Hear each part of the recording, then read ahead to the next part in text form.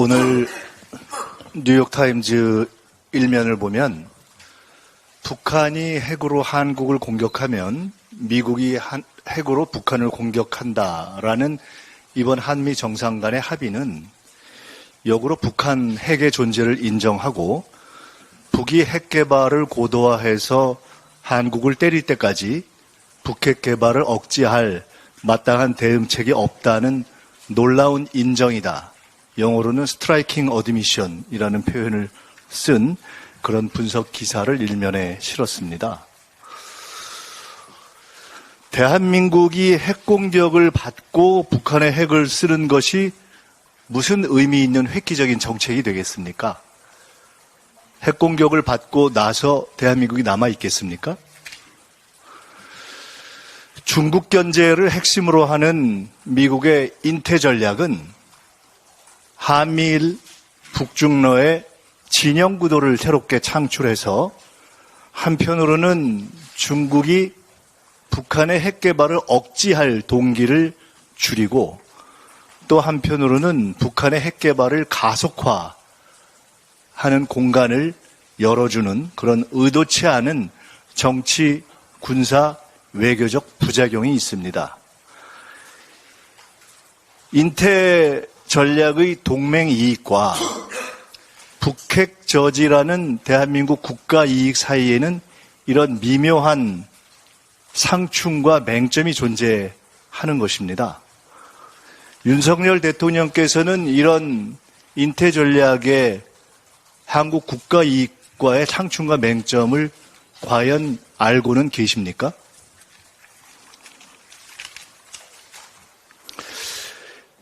한국의 독자 핵개발론을 차단하고 공식적으로 그리고 한반도 핵 사용 권한을 미국의 단독 권한임을 다시 한번 재확인한 이번 한미 정상의 합의는 사실은 역대 진보 보수 모든 한국 정부가 추진해왔던 확장 억제 전략에 비해서 획기성, 종합성, 실효성 모든 면에서 큰 진전이 없습니다.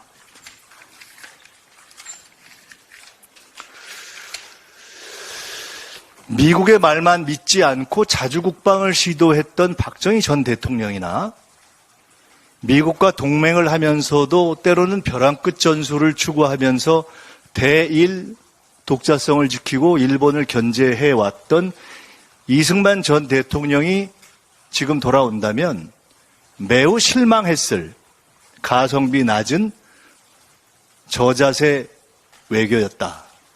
이렇게 봅니다. 결국 한미 간의 동맹 이익을 존중하면서도 대한민국의 국가 이익을 지키는 몫은 민주당의 몫이 되었습니다. 민주당은 다음을 추진하겠습니다. 우선 이번에 불명료하게 남겨둔 우크라이나 군사 지원과 관련해서 분쟁 지역에 군사 지원을 할 경우에 국회의 동의를 얻어야 된다는 현재 민주당 김병주 의원이 당론에 입각해서 발의한 법을 신속하게 통과시키겠습니다. 두 번째로는 최근에 이 한미 그리고 북한 간의 군사적 긴장관계 속에서 차단된 비상군사 연락선은 최소한도의 양측의 오판과 불의의 사태를 막기 위해서 조속히 재개통돼야 한다. 그를 위한 노력을 한미 양측이 해야 한다는 점을 촉구해 가겠습니다. 세 번째로는 문재인 정부에 이르기까지 역대 정부가 공감대를 높여왔고 최근에 미국과 호주 간에 이미 진행이 된 핵 추진 잠수함의 한국 도입 요구를 계속해서 명료하게 해나가겠습니다.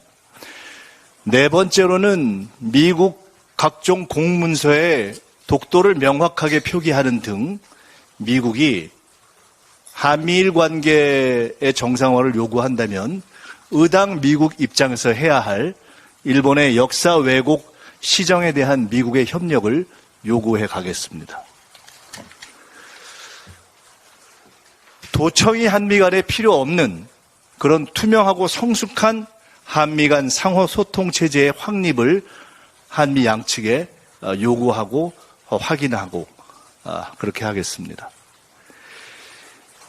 윤 대통령의 미숙한 우크라이나 발언 때문에 직격탄을 맞은 기업들의 이익도 보호되어야 하기 때문에 러시아 진출 한국 기업들과의 간담회를 포함해서 러시아 진출 한국 기업들이 피해를 보지 않도록 하는 각종 노력을 하겠습니다.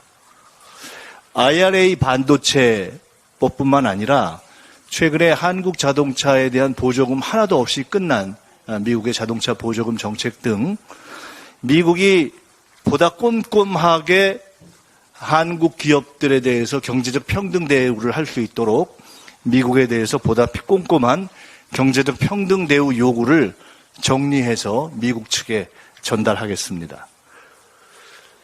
이상을 위해서 필요하다면 민주당이 독자로 방미단을 보낼 것을 당 지도부에 건의하겠습니다. 전 세계 최대 강국 미국과의 외교는 첫째 법치주의, 둘째 합리주의, 셋째 세계 평화라는 가치 외교, 넷째 당당함, 이 네 가지로 하는 것입니다.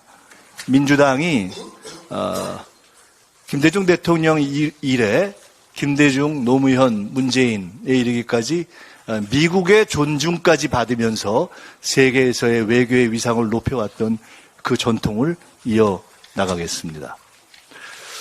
조금 다른 얘기입니다. 대통령 배우자에 대한 국민의 관심이 계속 높아지고 있습니다. 최근에도 넷플릭스 보고권도 그렇고 최근 방미에서의 사진을 보아도 그러한 현상은 계속되고 있고 최근에는 심평 변호사의 거의 건비 어천가 수준의 대통령 최고 정치 자산 발언까지 나왔습니다. 이런 문제를 더 이상 그냥 시중에 논거리로 놔두는 것보다는 정상적인 국정의 시스템 속에서 다뤄나가는 것이 좋다 이렇게 봅니다. 그런 점에서 민주당은 용산 이전 과정에서 문제가 됐던 그런 여러 가지 이전, 운영, 보안 문제를 처리할 수 있는 대통령 집무실법, 그리고 천공 방문 시비로 문제가 됐던 그런 의혹을 근원적으로 차단할 수 있는 대통령 관저법, 그 다음에 운영의 효율성을 높일 수 있는 대통령 비서실법과 함께 적절한 역할과 지원 시스템을 공적으로 안정화시키는 대통령 배우자법에 대통령 사법을 곧 성안해서 발의하겠습니다. 대통령 배우자의 적절한 활동이 어느 선인가에 대해서 국민의 공론에 붙여서 국민적 합의를 만들어 가겠습니다. 그것이 국민과 대통령, 배우자 모두를 위해서 좋을 것이라고 보고 있습니다. 끝으로 검찰총장 특활비 공개에 대한 대법원 판결은 매우 의미 있다고 생각합니다. 그런데 이에 대해서 대법원의 결정에도 불구하고 검찰이 자의적으로 지연하고 그 공개 방법을 별도로 변경하려는 시도를 보이고 있는 것은 대단히 유감스럽다. 투명하지 못할 것 같아서 공개하라고 했는데 그 공개를 요구받은, 투명성을 요구받은 당사자들이 그 투명한 공개에 대해서 스스로 시간을 정하고 방법을 바꾼다는 게 말이 됩니까?